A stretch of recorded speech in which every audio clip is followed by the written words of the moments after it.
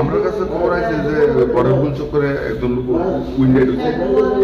আমরা ওই কথা মোতাবেক আমরা গেছি, পরে গিয়া দেখি তারা নেশাগ্রস্ত একজনের মারছে। তো মারছে রিক্সা চালক মনে হয় মাথা ফেটে ব্লিডিং হইতেছে। এই অবস্থা আমরা প্রবাসন করে রয়েছি। দুজনকে কে আনা হয়েছে? হ্যাঁ, দুজনরে আনছি। একজনরে মারছে একজন মারছে মারছে সাবজেক্ট। রিক্সার ড্রাইভারটার অবস্থা কিরকম?